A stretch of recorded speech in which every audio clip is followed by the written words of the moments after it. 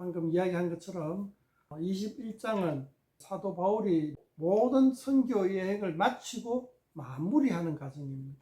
모든 선교 여행을 마치고 마무리하는데 어떻게 마무리가 되는가에 대해서 우리가 한번 살펴보면 좋겠습니다. 먼저 20장 24절 말씀을 한번 잠깐 참고를 한번 봅시다. 20장 24절 말씀 보면 내가 달려갈 길과 주 예수께 받은 사명 곧 하나님의 은혜의 복음을 증언하는 일을 마치려 하면은 나의 생명조차 조금도 귀한 것으로 여기지 아니하노라. 자, 예루살렘에 가서 어떤 마침표를 찍는단 말이죠. 그 마침표를 예루살렘에 가서 마침표를 찍는 것이 무엇이냐? 실제로 구체적으로 현실적으로 무엇이냐 하는 것을 우리가 질문 한번 던져볼 수 있고, 그것을 사도 바울은 은혜의 복음을 증언하는 일을 마친다. 은혜의 복음을 증언하는 일을 마친다. 그것이 이제 예수님께 받은 사명이다. 예수님께 받은 사명은 우리가 잘 알고 있죠. 사도 바울은 이방인에게 복음을 전하는 거죠. 자, 이방인에게 복음을 전하는데 그거를 마치는 거. 그냥 해서 열심히 마치면 되는데 그것이 이제 예루살렘으로 가서 마친단 말이죠. 예루살렘으로 가면서 왜 가야 하고?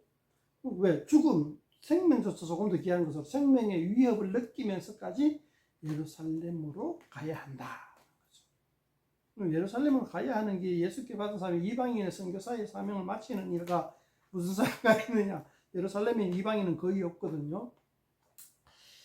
자, 거기에 대해서 한번 생각해보고 왜 하필이면 은혜의 복음이라고 얘기했을까에 대해서도 한번 생각해 보면은 은혜가 있단 말이죠. 자, 그렇게 한번 질문을 던지고 21장을 한번 봅시다. 21장 보면은 초반 문단에서 여러 가지 여행 경로가 쭉 나옵니다. 여행 경로도 구체적으로 따라가 보면은 재미도 있고 나름대로 의미도 있지만은 시간 관계상 그리고 우리의 집중력의 한계상 건너뛰기로 하고 에베소 장로들과 막 이 고별 장면 하는 것처럼 똑같은 장면이 두로에서도 일어납니다. 두로로 하면은 팔레스틴 지방입니다. 이제 배 타고 가가지고 이제 팔레스틴 해안 도시가 두로에 도착했죠.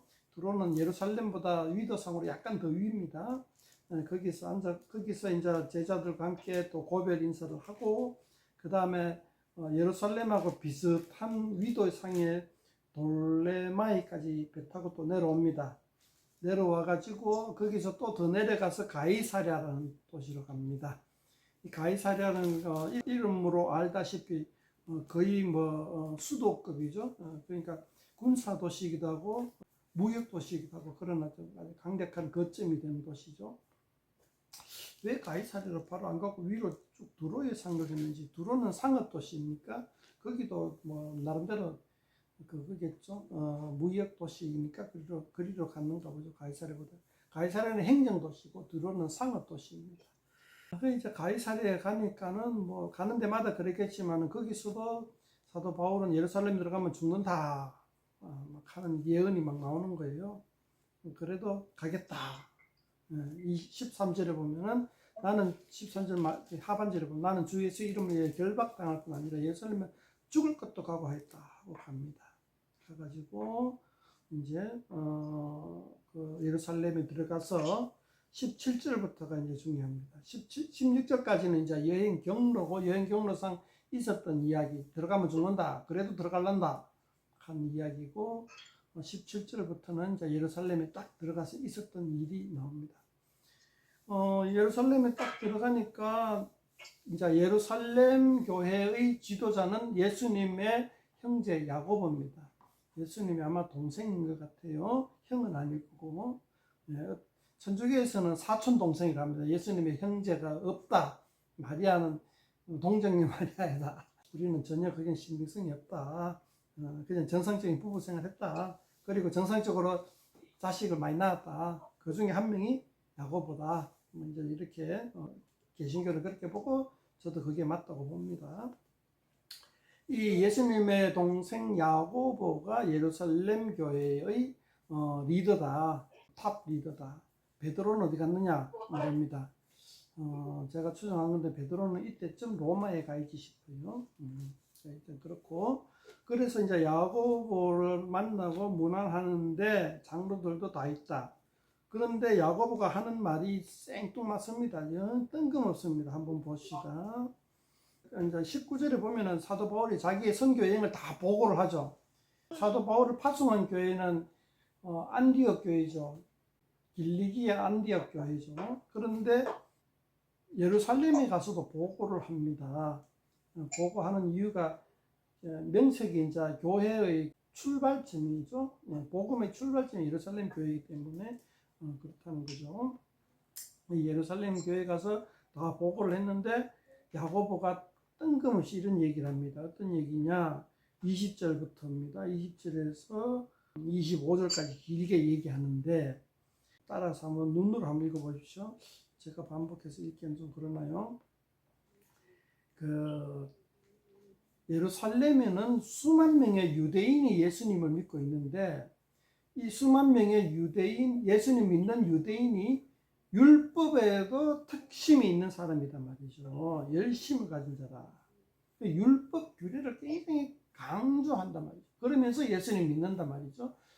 이제 그런 사람들이 사도 바울이라는 소문을 들었는데 사도 바울은 율법을 안 지켜도 된다. 이렇게 가르친다는 사람이란 말이죠. 자, 이게 무슨 상황입니까? 예수님 믿는 사람 중에서도 각자의 생각이나 습관이나 주장하는 바가 다양하다는 거죠.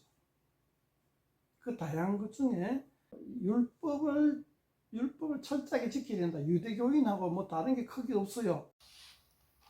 그 예루살렘 1차 예루살렘 회의에서 이방인들은 지켜야 할 규례가 율법에 대해서는 자유하되 율법에 충실한 사람들 때문에 뭐 목매어 죽은 것과 피를 멀리하고 음행을 멀리하고 그런 거 지키자라는 그것만 지켜도 된다라는 것을 결의했음에도 불구하고 예루살렘에 있는 유대인 예수님 믿는 사람들은 사도 바울의 어떤 그 행적이 상당히 못마땅하단 말이죠. 그래서 야고보가 절충안을 낸 게 사도 바울 보고 하는 말이 절충안이 뭐냐면은 사도 바울은 이방인에게는 그렇게 율법을 안 지켜도 된다라고 했지만 유대인인 당신은 율법을 철저하게 지킴으로써 율법을 무시하거나 율법을 어기거나 할 의사가 없다는 것을 보여줘라. 그래서 유대인 사도 바울은 율법을 지킨다라는 것을 많은 사람들에게 공식적으로 보여주라는 제안을 합니다. 그러면은 율법에 충실한 유대인 예수님 믿는 사람들도 사도 바울에 대해서 거부감이 없어질 것이다 라고 제안하는 거죠. 그래서 사도 바울이 오케이 좋다 하면서 기꺼이 그 일을 행합니다. 26절에 보면은 바울이 이 사람들을 데리고 이튿날 그들과 함께 결례를 행하고 성전에 들어가서 각 사람을 위하여 제사 드릴 때까지 결례 기간이 만기된 것을 신고하니라. 이 결례가 무엇이냐에 대해서는 조금 의견이 분분합니다. 조금만 공부하면 알 수 있을 것도 같은데요. 신학자들이 분명하게 제시하지 못하는 것을 보면은 쉽지 않은가 봐요. 제가 모르는 건 물론이고. 어쨌든 간에 그 유대교의 그 간섭이죠. 유대교의 간섭을 하는 거죠. 머리를 깎는다 하는 거는 나실인이라 하는 거 하나님 앞에 헌신된 사람을 나신이라 그럽니다. 종신직이 아니고 대부분 그 기간제입니다. 어느 기간 동안 하나님께 헌신된 기간 동안 하나님 앞에 헌신됐다는 걸 표현하기 위하여서 머리를 깎지 않습니다. 수염도 물론 안 깎겠죠. 덥수룩해진단 말이에요. 사람이 하나님 앞에 헌신된 기간이 나실 기간 동안은. 근데 그 기간이 끝나면 이제 면도도 하고 머리도 깎고 사람이 좀 단정해지는 거예요. 그래서 이 머리를 깎게 하는 의식, 그건 이제 결례의식이다 해가지고 그렇게 결례의식을 하는데 사도 바울이 덩달아 같이 결례의식을 하자. 사도 바울은 나실인 서원 한 것 같지는 않은데 왜 같이 하느냐.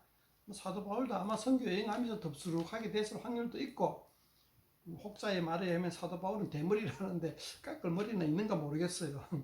아니면 뭐 이방인하고 막 어울려 다니니까 정결의식을 좀 했을 수도 있고, 뭐 그런 어떤 다양한 게 있는데 그거는 뭐 그냥 큰 줄기는 아니고 곁다리 이야기고 어쨌든 사도 바울이 율법의 의식을 행함으로 말미암아 율법을 범하거나 율법을 금지하거나 반하는 인물이 아니다. 너희도 오해를 풀어라. 이런 퍼포먼스를 했단 말이죠. 성전에 가가지고 요 장면을 조금 더 부연하는 말을 하자면은 예수 공동체의 기본 주제는 성전 제의의식에 대한 자유입니다. 성전 제의의식에 대한 자유함이 있단 말이죠. 가서 꼭 해야 된다는 것이 아니죠. 예수 공동체와 사촌격인 그리고 조상격인 에세네파에서는 성전 제의의식에 대한 거부감이 상당히 심했습니다. 일부러 피했습니다. 그런데 예수 공동체에서는 굳이 일부러 억지로 피할 필요는 없이 그냥 묻어가는 정도, 해야 된다는 건 아닌데 뭐 해도 괜찮다 정도로 가는 것 같아요. 예루살렘 유대인 예수님 믿는 공동체를 봤을 때 그렇다는 거죠. 자, 그럴 때 사도 바울도 마찬가지로 그지 뭐 그냥 알레르기성 그냥 막 성전을 갖다 미워하는 것이 아니라 성전 제2의식에 참석하기도 한데 꼭 필요한 건 아니다. 해도 돼. 그만이다. 안 해도 그만이다. 자유롭자. 이렇게 하는 것이 초대교회의 모습이었다. 근데 자 그렇게 하고 이제 사도 바울이 성전에서 결례의식을 7일 동안 이 7절에 보면 7일 동안 한다고 했죠. 7일 동안 거의 다 돼 가는데 아시아로부터 온 유대인들은 사도 바울과 거의 같은 궤적, 같은 배를 타고 아마 예루살렘에 왔을 거예요. 왜냐하면 이때가 오순절 전이니까 오순절 성전 순례차 배를 타고 사도 바울과 같이 왔을 수도 있다는 거죠. 그 사람들은 이미 사도 바울에 대해 명성에 대해서 알고 인물에 대해서 알고 얼굴도 아는 거예요. 그 사람들이 사도 바울 못 잡아먹어서 안달이 난 사람들이에요. 예루살렘에 와가지고 사도 바울 보고 저 사람이 그 괴수다 하고 잡아라 해가지고 지금 난리가 난 거예요. 사도 바울이 그래서 그 유대인들에게 붙잡힌 거예요. 직접적인 트리거가 된 거는 뭐냐 하면은 이방인 드로비모를 성전에 들여왔다. 이방인을 성전에 들어가게 했다. 하는 게 트리거입니다. 이방인이 성전에 들어가는 게 얼마나 큰 유대인들에게 있어서 난리가 난 거냐 하면은 로마의 장군 기억이 안 나네요. 옛날에 로마의 점령 장군, 팔레스틴 지역 점령 장군이 성전 안에 들어갔다가 막 발칵 뒤집혀졌죠. 그 발칵 뒤집혀져가 그 장군이 그냥 무력으로 유대인들을 거의 학살하고 그 학살 당하면서도 들어오면 안 된다 하고 막 해가지고 막 한 민족이 거의 멸절당하다시피 하는 그런 일들이 벌어지는 어마어마한 중대한 사건이죠. 이 이방인이 성전 안에 들어간다 하는 거는. 그런데 그런 이방인을 그런 아주 민감한 주제인 이방인을 사도 바울이 이방인 드로비모를 성전 안에 들이고 들어갔다라고 고소를 하는 거예요. 근데 실제는 이거는 오해인지 거짓말이거나 둘 중에 하나죠. 실제로는 그렇지 않다는 거죠. 아마 그 드로비모라는 그 에베소에서 같이 사도 바울의 제자죠. 드로비모가 계속 추종해서 따라와서 예루살렘까지 따라온 거예요. 에베소 출신인데 따라왔다가 그런 성전에 대한 사전 그걸 못 받았는 것 같아요. 주의사항 못 받아가지고 아마 들어갔을 수도 있어요. 그런데 그것을 이제 사도 바울이 데리고 들어갔다라고 이야기를 하는 거죠. 그렇게 해서 사도 바울이 유대인들에게 거의 이제 아마 돌팔매질 사형을 당하는 위기에 처했을 때에 로마의 천부장이 군인들 데리고 와서 그 소요를 거치고 사도 바울을 유대인들로부터 떼어놓습니다. 떼어놓고 천부장은 사도 바울이 하나의 어떤 그 혁명 리더로 그 독립군이죠. 유대인 독립군인 줄 알고 잡아가지고 신문하는데 그 사람이 아니다 라고 이야기하면서 22장에 가면은 이제 그 잡혀가지고 있었던 이야기가 나옵니다. 오늘 21장에는 여기까지 이야기가 나오죠. 자, 요게 이제 3차 전도 여행, 총 전도 여행을 마치고 예루살렘에 가서 그 이야기한 것처럼 은혜의 복음을 전하는 일을 마치는 과정이죠. 감이 옵니까? 은혜의 복음을 전하는 일을 마치는 과정으로서 이러한 사건들을 소개하는 것이 연관이 지어집니까? 자, 처음 시작은 이방인을 전도하는데 처음 시작은 베드로가 했죠. 베드로가 고넬료를 전도하고 그게 상당히 심리적으로 부담이 되니까 예루살렘에 가서, 베드로 이야기입니다. 예루살렘에 가서 하나님이 이방인을 전도하게 했다. 하나님이 고넬료를 세례받게 했다. 라고 해서 마지못해 예루살렘 성도들이 받아들입니다. 그 다음에 사도 바울이 1차 전도 여행을 마치고 와서 이방인에 대한 보고를 예루살렘 교회에 할 때에 할례 받지 않고도 예수 공동체에 들어오게 하자라는 결의를 합니다. 그리고 이제 3차 전도 여행 마치고 예루살렘에 가니까 아직까지도 그 불씨가 남아있는 거예요.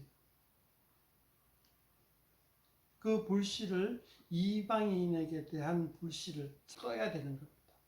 이방인과 유대인들의 예수 안에서 하나가 되는 일을 사도 바울이 해야 된다는 겁니다. 그것을 하는 와중에 이제 이런 일들이 발생하는 거죠.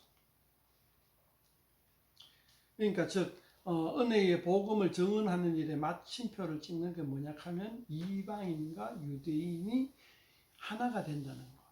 율법에 대해서 어떠한 관점을 가지며 어떻게 해석하며 실질적으로 우리의 삶 속에서 어떻게 나타나야 되는가에 대해서 사도 바울은 서로 간에 중재를 하고 협의를 하고 해야 된다는 일이 마지막으로 남아 있었던 거죠.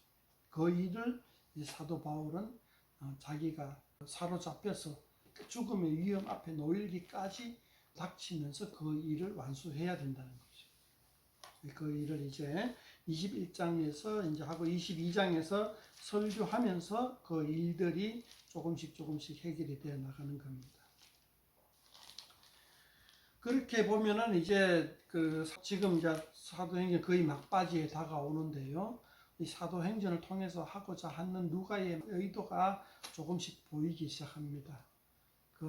예수 복음이, 예수님을 믿는 믿음이 율법과 무슨 상관이 있으며 이방인들에게 어떤 복음 전하는 것이 어떤 의미가 있는가에 대해서 먼저 이야기를 하는 거죠. 사도 바울이 로마까지 이제 압송이 됩니다. 뒤에 보면은 그 압송에 가서 로마에서 황제 앞에 서게 되고 그 이후에 일들이 누가가 기록해서 데오빌로라는 관료에게 제출하는 형식으로 이것이 기록되어 있죠. 그러니까 왜 사도 바울이 로마까지 압송되어 왔느냐? 유대교 안에서의 분파 싸움인데 그 분파 싸움을 하다가 불똥이 튀어가지고 이게 사도 바울이 로마 시민권을 가진 자이기 때문에 한 지역적인 일이 안 되고 어떤 그 로마 중앙부처까지의 일이 되었다는 거죠. 이 예수교를 유대교와 한 분파로 봐야 되느냐 아니냐. 로마 제국의 중심에서 정책이, 종교에 대한 정책이 이제 포용, 허용이라는 거죠. 포용, 허용이라는 건데 다 그런 것도 아니고 조금 받아들이지 못하는 종교들도 가끔은 있겠죠. 아주 가끔씩 있는데 그 중에 하나가 유대교라는 거죠. 유대교도 참 힘든 거예요. 포용했다가 거부했다, 포용했다, 거부했다 이런 과정들이 있던 거죠. 그러니까 이제 예수교가 포용할 수 있는 종교냐 아니냐 하는 문제로 대두가 되는 겁니다. 그리고 유대교의 한 분파로 봐야 되냐 아니냐라는 것도 볼 수가 있는 거죠. 거기에서 누가는 예수파는 유대교의 한 분파이면서도 유대교에는 완전히 본질적으로 확연히 차이가 많이 나는 분파다. 그리고 로마 제국 내의 유대교보다도 훨씬 더 우호적인 종파다 라는 것을 이야기하고 있다는 거죠. 그런 측면에서, 그러니까 데오빌로라는 로마 관료의 측면에서 예수파를 들여다볼 수 있는 문서가 이거라는 거죠. 이걸 통해서 우리는 우리에게 유익이 뭔가, 예수 믿는 믿음의 측면에서 유익은 뭔가, 유대교와의 공통점과 차이점을 통해서 우리 예수님 믿는 사람들이 정체성을 확보할 뿐만 아니라 이 예수 믿는 것이 정치, 경제, 철학적으로 어떤 우위에 있는가, 유대교보다도, 그리고 타 종교보다도. 우리 뭐 비교 우위라고 얘기하기조차 우리는 상당히 자존심 상하죠. 비교할 바 없이 우위에 있다라고 얘기하고 싶은데, 이 누가복음과 사도행전을 통하여서 다른 우상 종교, 그리스 신화 종교, 이야기했다시피 뭐 점치는 사람들, 그리고 유대교보다도 얼마나 뛰어난가를 이야기하고 있고, 또 마찬가지 은근히 로마 제국의 어떤 그 가치와 행정보다도 더 뛰어난 종교다 라는 것을 이야기하고, 그것을 우리가 읽어내고 우리가 가진 신앙, 이 믿음이 얼마나 사람 사는 데에 유익한 것인가라는 것을 알아보는 게 이 사도행전을 통해서 우리가 은혜 받을 수 있다는 거죠. 누가복음과 사도행전을 자세히 읽어봄으로써 우리는 정말 예수님 믿기를 잘했구나 라는 것을 이제 체험하는 거죠. 누구더라? 순교자 누구가 이렇게 얘기한 적이 있죠.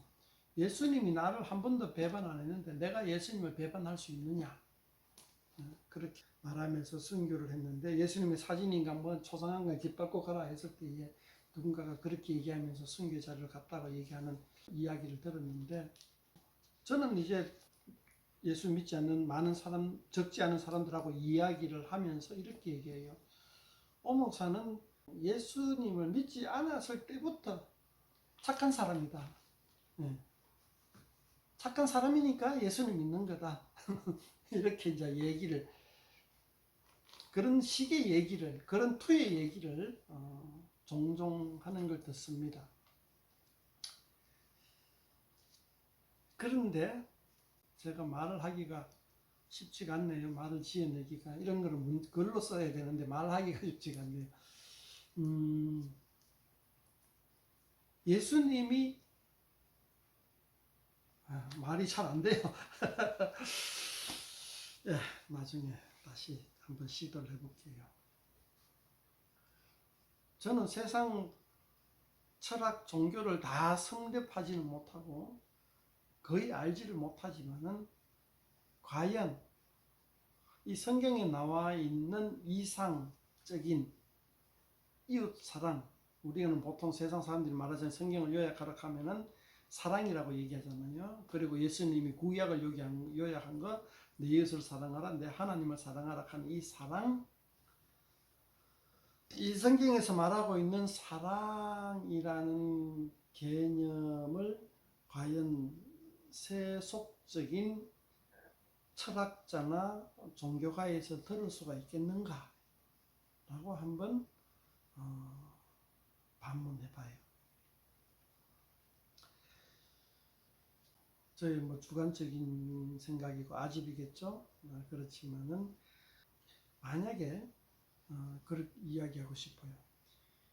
예수님이 오기 전에 예수 이름을 모르는 상태에서도 이 하나님의 사랑에 대해서 이야기한 구약 시대의 인물들과 사람들과 시대가 있잖아요.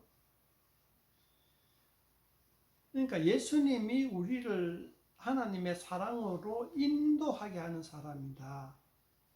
예수님이 없더라도, 예수님이 아니더라도 이러한 사랑을 실천할 수 있는 사람이라면은 하나님께서 받으시지 않겠느냐는 거죠. 실질적으로는 쉽지 않은, 거의 불가능한, 그죠?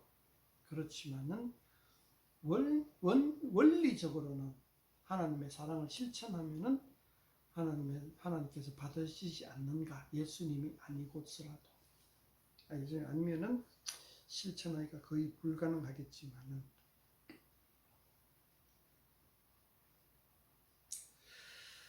그래서 세상 사람들에게 이야기를 합니다. 세상 사람들에게 생각해봐라. 당신이 예수님이라는 메시아, 우리의 죄를 속죄해주는 메시아가 아니더라도 성경에서 말하는 이런 지고 지순의 사랑에 대해서는 인정하지 않느냐.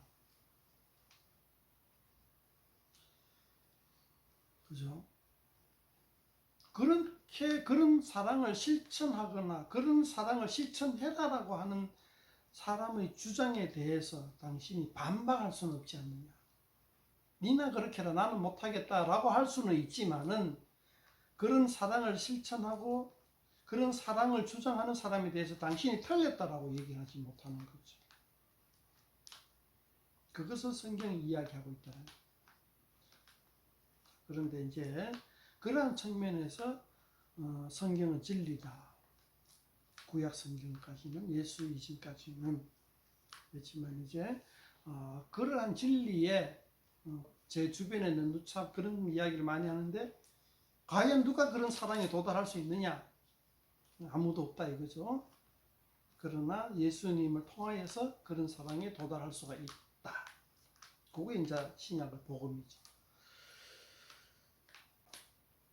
뭐 어쩌다가 이런 이야기까지 나왔는지 모르겠습니다만은 사도행전 21장에서는 선교사 바울이 모든 하나님의 사랑이 예수님을 통하여서 도달할 수 있다라고 선교 여행을 하고 마침표로 이제 율법에 얽매인 유대인들과 하나 융화되게 하는 그런 과정들로서 은혜의 복음을 마치는 거죠. 정언하는 일을 마치는 거죠. 본문을 너무 짧게 얘기한 것 같은데 혹시나 또 이야기하고 싶은 게 있으면 이야기해 주시면 고맙겠습니다. 본문에는 나와 있지 않는데 사도 바울이 예루살렘으로 갈 때 빈손으로 간 게 아니고 각 지역에서 모은 헌금을 가지고 예루살렘에 가져갑니다. 구제 헌금이죠. 구제 헌금을 모아 가지고 예루살렘에 갑니다. 그게 이제 본문에는 전혀 안 비치고 있어요. 그런데 굉장히 중요한 사실이에요. 고린도전서 16장에도 나오고 로마서에도 나오죠. 로마서 몇 장인지 기억이 안 나는데요. 로마서에서도 나옵니다.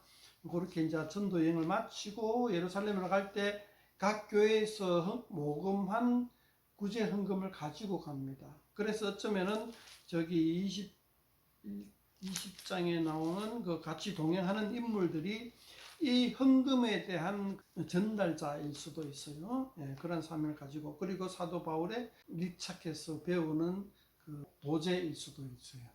예, 그 두 가지 가능성을 생각하고 있으면 좋겠고요. 예, 그런 그 헌금을 전달하는 데 있어서는 여기서는 안 나오니까 여기서 이야기하기보다는 나중에 고린도전서나 로마서에서 가서 이야기하는 게 더 낫겠네요. 그건 그대로 이제 의미가 있는 거죠. 예, 그게 이제 그 이방인 교회와 예루살렘 교회가 하나로 연합하는 데 있어서 굉장히 소중한 역할을 하는 거죠, 헌금이. 그리고 그거에 또 별도로 사도 바울의 어떤 율법에 대한 퍼포먼스를 함으로써 유대인과 이방인들이 연합하는 데 있어서 도움이 되는 거, 그거를 지금 본문에서 이야기하고 있어요. 근데 그걸 연합하려고 하는데 그게 바로 사도 바울이 죽음을 각오하고 가야 되는, 죽음을 각오하고 그런 연합하는 데에 기여를 해야 된단 말이죠. 그만큼 이 문제가 초대교회에 있어서 심각한 것이고 아주 강력한 주제이다. 사실 사도 바울의 서신서 고린도 전후 로마서부터 해가 고린도 전후 갈라디아서 에베소서 빌립보서 골로새서 데살로니가 전후서 디모데 전후서까지 디도서인지 모르겠는데 그 전부 읽어보면은 이방인과 유대인의 갈등을 다 다뤄요. 그걸 봉합하기 위한 주제가 거의 대부분 차지해요. 그만큼 이거는 초대교회 때 사도 바울 선교사 입장에서 봤을 때는 가장 큰 주제인 거죠. 가장 큰 문제이고 이 문제를 통하여서 또 우리는 21세기 세계 교회의 투영하는 의미도 상당히 크죠. 그걸 이제 조금씩 이야기해 나가면 좋겠어요. 지금까지도 얘기 나왔지만은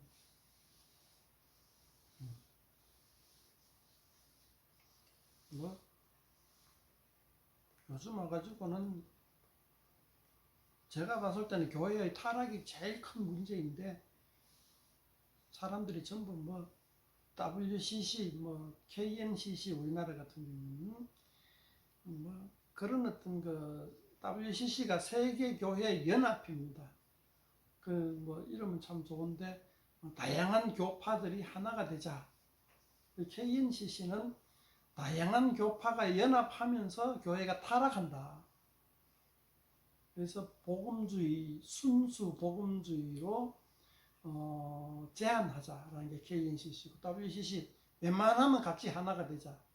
웬만하면 뭐 천주교도 하나고 러시아 정교회도 하나가 되고 뭐 한국교회도 하나고 뭐 장로교회, 침례교회, 감리교회 뭐 등등 다 연합회가 하나가 되자 하는 게 WCC고, KNCC는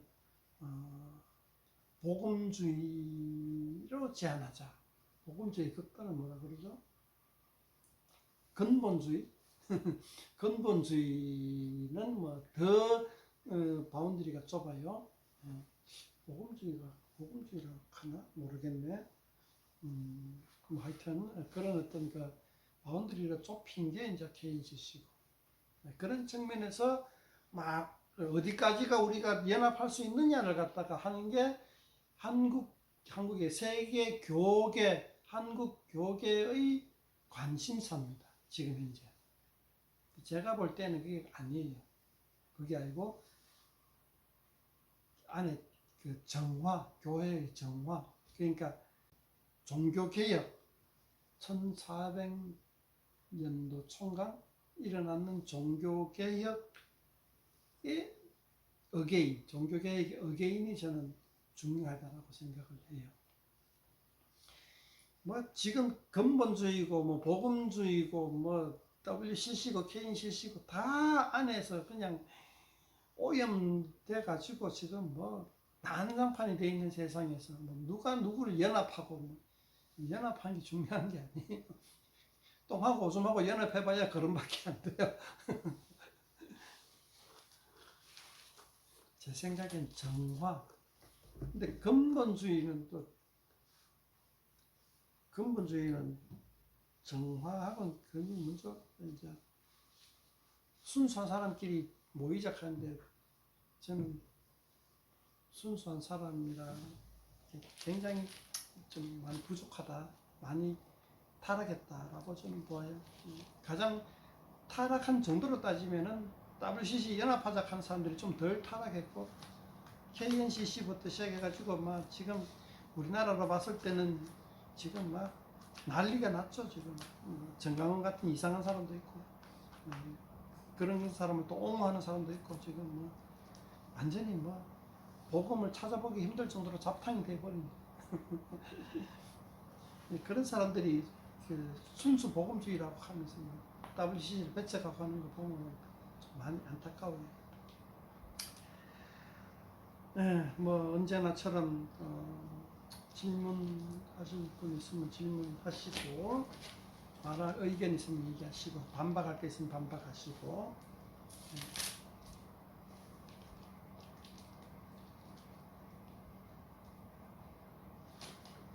예습을 좀 해오면 좋겠는데, 예습을 해야 반박이니 뭐 질문이니 뭐 이야기할 게 있죠.